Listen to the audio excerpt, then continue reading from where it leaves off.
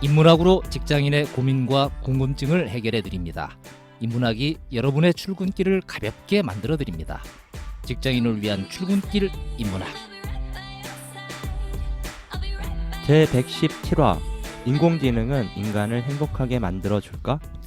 안녕하세요. 어쩌다 철학자 이호건입니다. 안녕하세요. 어설픈 자유인 장춘수입니다. 안녕하십니까. 인천작두 강동구입니다. 네, 반갑습니다. 네. 잘 지내셨죠? 뭐 명절 즈음에 네. 차가 좀 막히는 거. 예. 아니 그 목소리들이 멋있어지지 않은데. 두 분 다 약간 감기 기운이 있는 것 같아요. 예, 그렇습니다. 예. 아주 후되게 아팠어요. 예. 네. 다들 감기 조심하셔야지. 예. 그러니까요. 그렇죠? 예. 또 그 그런 것들 그러니까 항체가 별로 생생하지 않을 나이도 됐고 해서 건강 관리는 각자 알아서 하는 걸로. 아니 뭐래도 열심히 하다가 네. 아프면 네. 명분이라도 있는데 네. 하는 거 없이 그냥 그쵸. 골골거리면서 아프니까 예. 민망해가지고 예. 아주. 운동을 너무 과하게 하신 거 아니세요? 아, 이제 요즘은 사람들이 자기 관리, 특히 건강 관리 이런 걸 잘 못하면 금방 대체되어 버립니다. 이미 된 거라고 그죠? 생각했는데 그럼 오늘 주제도 사실은 그 인간을 대체할 위험성이 있는 네. 대상, 뭐 말하자면 인공지능과 관련된 주제죠.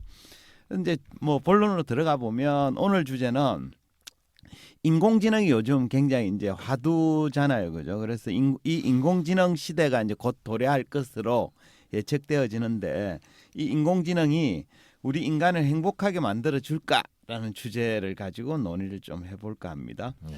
두 분은 인공지능이 생활에 깊숙이 들어와 있다는 걸 좀 체감하세요? 어떻습니까? 저는 약간 예. 사실 그냥 뭐 바둑 뭐 이런 정도로만 생각하고 있다가 예. 제가 이제 최근에 다른 프로젝트를 하나 하고 있는데 그 이제 취업 준비하는 사람들한테 AI 모의 면접이라는 솔루션이 있어요. 예, 면접을 예, 예. AI가 면접을 대신해 예, 주는 예. 거죠. 모의 면접 이렇게 예, 하는 예. 건데 그게 단순히 이제 뭐 경험, 학습 이런 목적도 있는데 예. 일부 기업에서는 실제 그거를 채용에 활용하기까지 하더라고요. 예. 예. 그래서 그것도 꽤 됐죠. 와, 이 그렇죠. 면접관을 AI가 AI가 이제 대체하는 거. 면접까지 보는 시대가 됐구나. 예, 뭐 이런 생각이 좀 그렇죠. 들더라고요. 예. 굉장히 뭐 와디디아한 것도 많고 음. 또 뭐 영화도 되게 사실은 흥미로운 음. 영화들이 사실은 많이 있기도 한데 우리 인공지능 이게 뭐 제한된 정도 수준일 수는 있겠지만 인터넷에서 예. 내가 뭐가 어떤 물건을 봤어. 예. 아니면 뭐 항공권을 한번 뭐 쳐다봤어. 어. 이러면 계속 내가 그다음부터. 보는 모든 기사나 화면에 그게 계속 뜨더라. 이게. 그렇죠. 그러니까 저놈이 뭐 하는지 뭐 관심 있는지 이미 다 알고 있는 계속 거죠. 추적하고 그러는 아. 거죠, 그렇죠. 그게 사실은 좀 불안해.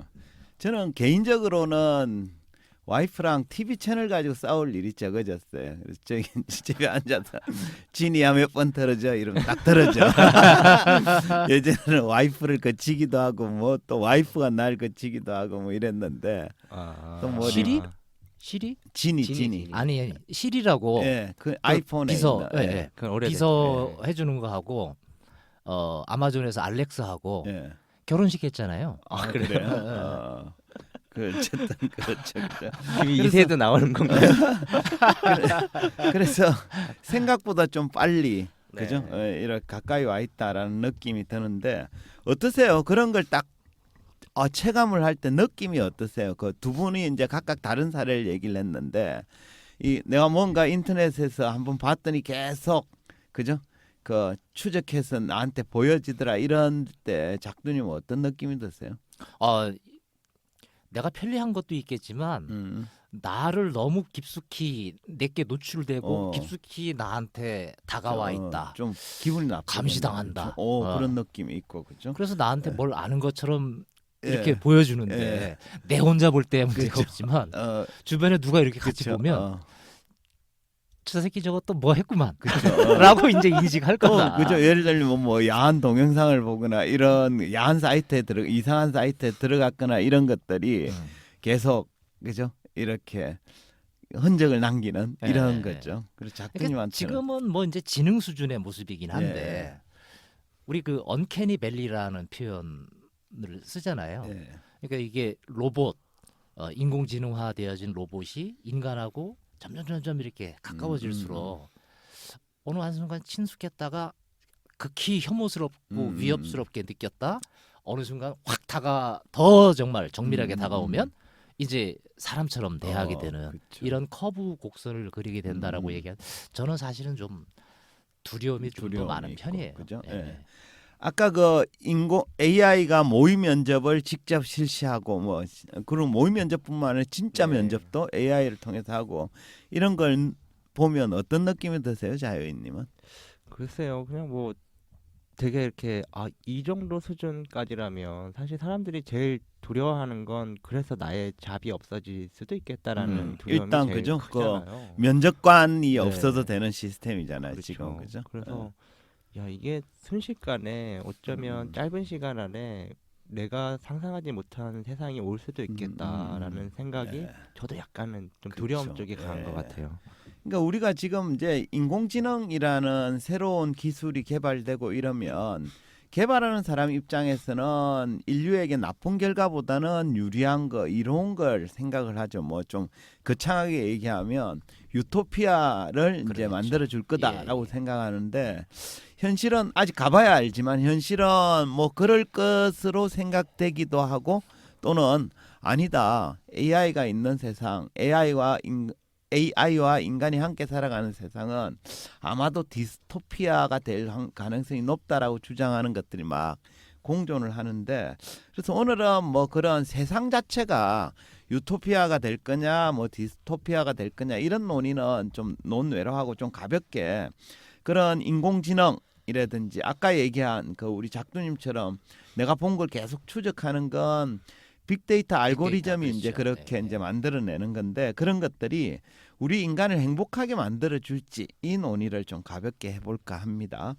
해서 오늘 주제는 인공지능과 빅데이터인데요. 요즘은 정보통신 분야의 화두가 단연 그죠 인공지능과 빅데이터죠. 빅데이터는 말 그대로 굉장히 큰 규모의 데이터로 기존의 데이터와는 비교할 수 없을 정도의 크기와 다양성을 가진 정보를 말합니다. 또 인공지능을 통해 이러한 빅데이터를 빠르게 처리하고 분석함으로써 좀 유용하게 활용할 수 있는 측면도 있습니다.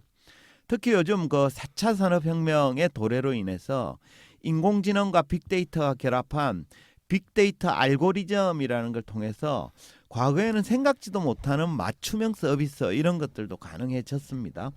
이 때문에 우리 일반인들의 생활이 예전과는 사뭇 달라졌는데요. 이런 경우 한번 생각해 보시죠. 가령 애인하고 영화관을 갔어요. 근데 서로 보고 싶은 영화가 다릅니다. 남자는 액션 영화가 보고 싶다고 얘기를 하는데 여성은 로맨스 영화가 보고 싶어 하고 있는 거죠. 이런 상황이라면 어떻게 해야 될까요? 각자 보고 싶은 거 봐야 되나? 보통 이런 경우 어떻게 하세요? 2시간 뒤에 다시 만나. 저는 그냥 음. 보고 싶은 거 봐 이렇게 하죠. 네. 그래서 여성하는 네. 쪽으로 따라간다. 뭐 이런 거죠. 대부분 현실에는 그런 경우가 많죠. 작업을 잘하는 사람들은 네. 상대방 걸 본대요. 네. 근데 보면서도 네. 표를 구매할 때 네. 두 가지 정도를 플러스 알파를 더한다더라고. 네. 여성 옆자리에 네. 빈 좌석을 예약을 하나를 더한대. 어. 요새 같은 추운 날은 네. 코트를 벗어서 거기다가 놓고 편안하게 보라고. 그런데 그걸 생색을 안 낸다는 거야. 그러니까 거기다가 옷 누워. 이 정도만 얘기한대. 그리고 한 발 더 나간 놈은 바로 그 여성 앞자리까지 빈 좌석을 만들어 놓는데 가리지 그 않게. 이유가 안 가리게 하려고. 그래서 그게 표를 안 내려고 그래도 왔다 갔다 하는 사람들 때문에 딱 한마디 한다는 거야. 그 자리 저희 자리거든요. 요거 한마디 딱 하면 여성분이 여기까지 이런다는 거야. 그렇죠. 쓸데없는 얘기네. 네, 좀 비굴해 보이는. 그렇죠. 그렇게 시간과 돈과 정성을 들여서 얻는 게 도대체 뭐야? 아니 이제 작업하자라고 하면 그렇다는 얘기입니다. 어쨌든 뭐 좋습니다. 그래 과거에는 이제 아날로그 시대는 그런 것들이 있었는데 요즘에는 이제 빅데이터 알고리즘을 활용하면 그럴 필요가 전혀 없습니다. 그 상황에서 그냥 인공지능한테 물어보면 빅데이터 알고리즘은 두 사람의 영화 취향을 분석해서 양쪽이 모두 만족할 수 있는 영화를 추천해 주거든요. 그러니까 빅데이터를 잘 활용하면 개개인에게 꼭 맞는 걸 추천받을 수 있기 때문에 선택에 대한 고민 또 수고 이런 걸 덜 수 있습니다. 얘가 추천하는 게 결국은 영화에는 없으니까 네. DVD방 가라. 이제 이렇게 할지도 모르죠. 뭐 그럴 수도 있겠죠. 이처럼 빅데이터를 잘 활용하기만 하면 우리는 점심시간에 뭘 먹을지 고민할 필요도 없고 영화를 뭘 봐야 할지도 고민할 필요가 없습니다. 또 애인과 데이트 코스 어떻게 잡아야 할지도 고민할 필요가 없습니다. 이처럼 빅데이터 알고리즘은 사전에 개개인의 취향과 생활 습관 등을 잘 분석해서 자신이 원하는 정보를 적절하게 알려줍니다. 그럼 이제 여기서 한번 물어볼게요. 우리가 빅데이터를 많이 활용하면 할수록 우리의 생활은 편리해지고 행복해질까요? 어떻게 보십니까? 편리하긴 한 것 같아요. 지금도 우리가 많이 편리성을 누리고 있는 셈인 거죠. 예, 뭐 그렇죠. 이렇게. 편리한 것은 분명한데 네. 편리한 게 행복과 어떤 상관관계를 갖냐 예. 이게 참 되게 애매한 게 예.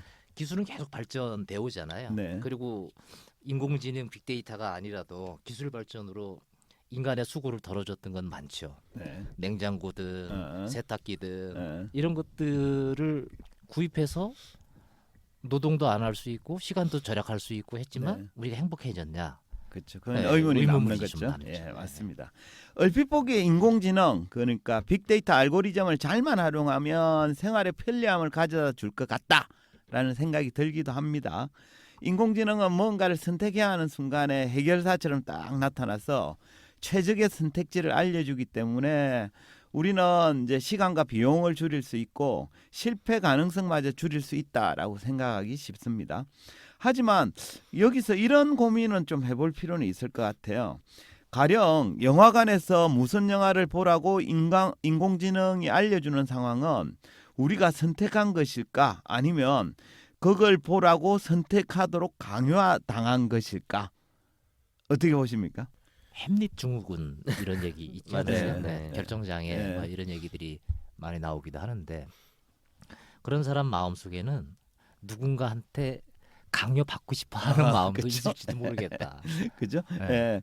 사실 자기가 선택한 것 같지만 이 영화 선택하시오라고 강요당한 것일 수도 있습니다. 사람들은 흔히 인공지능은 인간과 달리 아무런 사심 없이 정보를 분석해서 필요한 사람에게 추천한다라고 생각하잖아요. 근데 실은 그렇지 않습니다. 인공지능 속에 있는 빅데이터 알고리즘에는 그 알고리즘을 설계한 사람의 의도가 어떤 형태로건 반영될 수밖에 없거든요. 근데 이제 대부분의 경우에 빅데이터의 관리 주체는 개인들이 아닙니다. 주로 특정한 그것도 거대한 기업들이거든요. 해서 기업의 의도가 반영되었다고 보는 편이 타당하고 소비자는 그 의도대로 움직일 가능성 이런 걸 좀 배제할 수 없습니다. 네. 사실 뭐 이런 알고리즘 만든 사람의 의도대로 약간 조정된다라는 느낌이 들 수도 있을 것 같아요. 예, 그렇죠. 그럴 가능성 충분히 다분히 있습니다. 또 인공지능 알고리즘은 기본적으로 인간의 취향을 고정된 것이라고 전제를 합니다. 어느 특정 시점에는 가령 인공지능은 개개인이 좋아하는 영화 장르와 싫어하는 장르가 고정되어 있다고 생각을 해요. 근데 사실 사람의 취향은 시간이 지나면서 바뀔 수도 있지 않나요? 그죠? 제가 예를 들면 어릴 적에는 공포 영화를 무지 싫어했던 사람이 성인이 되어서는 공포 영화 좋아할 수도 있잖아요. 그렇죠. 그죠? 예. 네. 입맛도 바뀌는데. 그렇죠, 맞습니다. 네. 말씀하신 대로 다른 취향도 마찬가지입니다. 제가 예를 하나 들어볼게요. 제가 시골에 계신 저희 어머님은 아직도 제가 콩밥을 좋아한다라고 믿고 계세요. 근데 제 와이프는 제가 콩밥을 좋아한다라는 그 얘기 주장에 굉장히 의아해합니다. 사실 제가 어릴 때는 콩밥을 좋아한 적이 있긴 했어요. 하지만 지금은 별로 좋아하지 않거든요. 그러니까 자라면서 콩밥 위에 새로운 음식을 접하면서 입맛이 바뀌었거든요. 이처럼 인간의 취향은 새로운 경험을 통해 변하는 게 정상입니다. 하지만 인공지능 알고리즘에 제가 콩밥을 좋아한다라는 데이터가 등록되어지면 이건 쉽게 바뀌어지지 않습니다. 그 다음부터는 저한테 계속 콩밥을 추천하거든요. 그러다 보면 저는 새로운 경험을 하지 못하게 되고 계속 콩밥만 먹게 됩니다. 그 결과 저는 콩밥을 좋아하는 사람으로 살아가게 되는 거죠. 이런 형식을 심리학에서는 자기충족적 예언이라고 부르는데요. 인공지능이 너는 콩밥을 좋아해라고 알려주면 그대로 따라하게 되고 그 결과 나는 진짜로 콩밥을 좋아하는 사람이 되어버리는 겁니다. 말하자면 인공지능이 시키는 대로 따르다가 인공지능이 추천한 대로만 살게 되고 그 결과 새로운 경험을 할 기회를 놓칠 수도 있는 게 되는 거죠. 어쨌든 인공지능 알고리즘이 예. 지시한 대로의 인간이 될 수 있다라는 예. 위험이 좀 그렇죠. 얘기하시는 예, 거네요. 맞습니다. 현재 수준의 기술이나 네. 활용되어지는 알고리즘이나 이런 거 정도가 지금 이런 수준인 것 같긴 예. 해요. 예. 또 이제 이런 관점도 필요한 것 같아요. 모든 선택을 빅데이터 알고리즘에 의존하는 게 정말 옳은지에 대해서도 생각할 여지가 있습니다. 가령 내가 어떤 영화를 볼지, 점심 때 뭘 먹을지에 대해서는 인공지능한테 물어보는 것도 별 뭐 문제가 없어 보입니다. 이 상황은 최선과 차선에 큰 차이가 없거나 또 뭘 선택하든 당사자한테 미치는 영향이 좀 미미한 편이기 때문인데요. 하지만 인생의 중대사에 대해서는 조금 생각할 필요가 있습니다. 예를 들어 내가 어떤 직업을 가지는 게 좋을지 또 어떤 배우자를 선택하는 게 좋을지에 대해서도 인공지능한테 물어보고 선택하는 거 이건 올바른 태도일까요? 어떻게 보십니까? 이게 참 애매하긴 한데 예. 지금도 유효하기도 한데 과거에는 큰 일일수록 점쟁이한테 더 많이 찾아갔잖아요. 그죠. 이거 해야 돼 말아야 돼 이런 거 되게 좀 그쵸. 많이 하고 예. 있기도 예. 하고 그리고 가끔 보면 무슨 뭐 개인 고민, 연애 상담 예. 이런 것들 프로그램 보면 예. 아 이런 남자 계속 만나야 돼요 말아야 돼요 맞아요. 뭐 이런 그쵸. 얘기를 예. 자기가 충분히 뭐 판단할 수도 있는 것이긴 한데 남한테 누군가한테 맡기는 거죠. 예. 맡기는 경우가 그 있죠. 메커니즘 비슷한 것 같아요. 아마 지금도 그런 시도가 진행 중인 걸로 알고 있는데 결혼정보회사에서는 빅데이터 알고리즘을 도입했다라고 생각해 보시죠. 그럼 그 상태라면 회사는 고객들의 성격이나 감정, 뭐 취향이나 취미, 또 능력이나 습관 등을 분석해서 각자에게 그 어울리는 최적의 배우자를 골라줄 수 있습니다. 인공지능은 자신이 가진 빅데이터를 활용해서 내가 누구와 결혼해야 좋을지를 나보다 더 정확하게 분석할 수도 있습니다.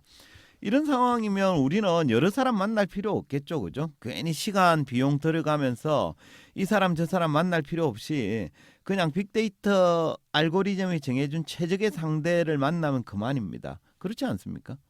뭐 말이 안 되는 건 아닌데 예. 이런 데이터라는 게 대부분 이제 계량화돼 있는 거잖아요. 네. 어쨌든 계량화된 수치를 이제 비교하는 거다 보니까 사람을 계량화할 수 있냐라는 차원에서 보면 그쵸. 사실 잘 생각해 보면 말이 안 되는 얘기인 그렇죠. 그 거죠. 근원적이긴 한데 네. 그 계량화 수준은 점점점 음, 좀 세밀해질 거고 그래서 믿어도 된다라고 생각할 수도 있겠죠. 네. 이게 인간보다 더 이제 뛰어날 수 있는 게 컴퓨터가 가지고 있는 어떤 연산 능력 또는 처리 속도, 처리량 예. 이런 것들 때문에 예. 아 우리 고민하고 싶지 않을 때 많잖아요. 예. 그러니까 탁 맡겨놓으면 오히려 더 편하게 또 생각하는 경향도 있을 수 있겠다. 그렇죠. 근데 이제 그 현재로서는 우리 자연님 얘기한 대로 결혼정보회사의 빅데이터 알고리즘을 전적으로 신뢰하기는 어려울 겁니다. 근데 이제 시간이 지나면서 알고리즘이 더 정교해질 거고 신뢰성도 조금씩 높아져 가긴 할 거예요. 그래서 만약 굉장히 신뢰할 만한 수준의 빅데이터 알고리즘이 완성되었고 또 모든 조건을 감안한 최적의 배우자를 추천받을 수 있는 시대가 도래했다고 칩시다. 이런 상황이라 그러면 인공지능의 추천을 믿고 그 사람과 결혼하는 게 맞을까? 아니면 지 감각에 믿고 가슴이 끌리는 사람하고 결혼하는 게 좋을까? 어떻게 보십니까? 이건 자유님의 의견을 한번 여쭤보고 싶네요. 어떨 것 같아요? 그러니까 저는 사실은 뭐 그런 것 같아요. 요게 상황이 좀 특별하긴 한데 네. 예를 들어서 애초에 결혼 정보 회사에 뭔가 의지하는 상황이라 그러면 예. 그 사람한테 그냥 그게 맞는 것 같아요. 그러니까 예를 들어 그런 생각 결혼정보회사를 자체가 없으면 고른다는 네, 것 자체는 네.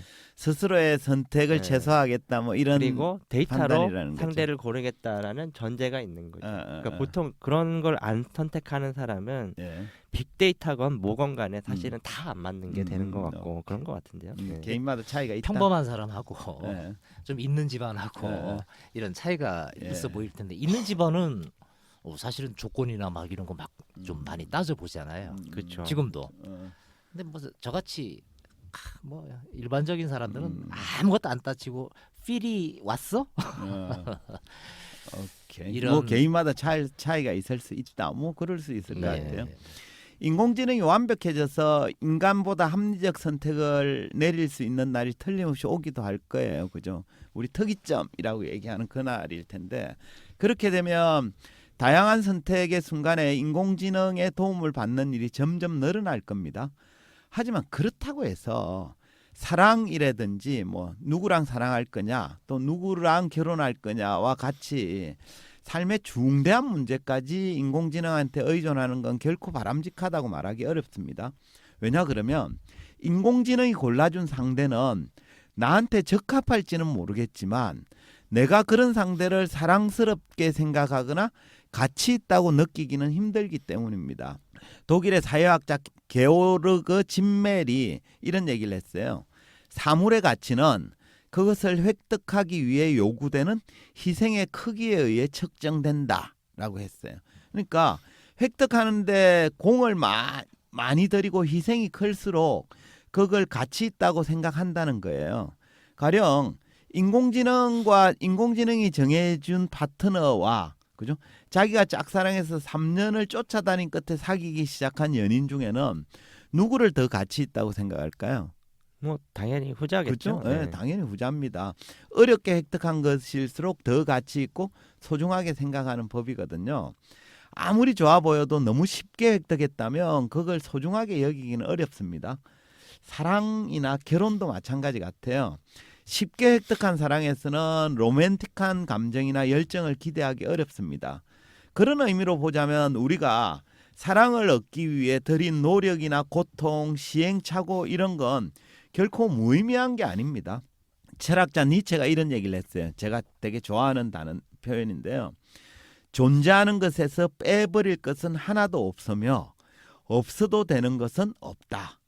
그러니까 삶에서 만나는 고통, 실패, 시행착오 이런 것도 애초부터 없어야 좋은 건 아닙니다. 그래서 저는 그 첫사랑과 만나서 결혼했다 이런 사람 별로 긍정적으로 생각하지 않습니다. 아무런 시행착오도 없이 그저 이상형을 만났다라는 것도 별로거든요. 어쨌든 그런 고통이나 실패, 시행착오 이런 과정은 그 다음에 올 결과를 의미 있고 가치 있게 있는 것으로 만들어주기 때문에 충분히 필요한 것이고 또 어떤 의미로는 반드시 필요한 것이기도 합니다. 근데 이제 인공지능의 세계에서는 이런 건 용납이 되지 않습니다.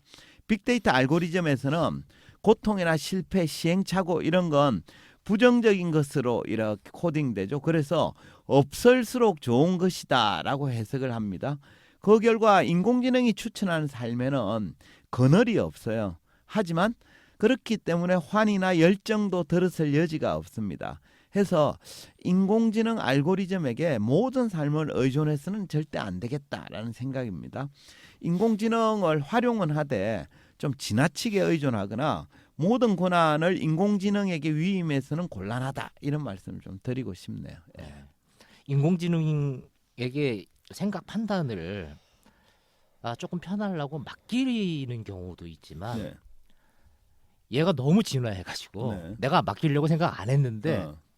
나를 네, 이미 초월해버려. 그렇죠. 내놔 이런. 그런 상황이 됐을 때, 야 그게 과연 진짜 유토피아가 될까 아니면 디스토피아가 될까? 후자죠. 저는 그게. 참 조금은 좀 걱정스럽다라는 생각이 조금 더 음. 많이 저를 지배하는 것 같긴 오케이. 해. 예, 그래서 좋습니다. 예. 네. 근데 우리 또 모르는 사이에 이미 우리 생활 속에 이런 인공지능이다, 뭐 빅데이터 알고리즘이다 이런 것들은 많이 들어와 있는 것 같아요. 어쩌면 예. 그게 하고 있으면서도 느끼지 못하는 그렇죠. 경우가 많은데 이거 좀 이렇게 사실 이런 알고리즘이나 인공지능의 역할은 그런 거거든요. 그러니까 어쨌든 정보를 빠른 시간 안에 그렇게 제공하는 거가 이제 핵심인 거지. 그 정보 제공된 것들을 무조건 따라하는 것은 아닌 것 같다라는 생각이 좀 네. 들고요. 그래서 우리가 인간답게 살기 위해서는 이렇게 뭐 편리한 것도 좋지만 이렇게 좀 한 번쯤 점검해 보는 것도 필요한 게 아닌가 이런 생각을 해봅니다. 네, 좋습니다. 그럼 마무리할까요? 한 줄 평 부탁드립니다. 예, 이 참 어려운 이야기이긴 한데 조언을 누군가한테 듣고 싶어 할 때 네. 조언을 듣고 싶어 하는 진짜 이유가 뭐냐라고 얘기했을 때에 만약에 내 생각과 판단과 결정이 나를 좀 괴롭히고 힘들어서 네. 누군가한테 조언을 또는 한 발 더 나가서 인공지능한테 그걸 의뢰하고 싶다라고 한다 그러면 어느 순간 덫에 걸리는 모습이 될지도 모르겠다.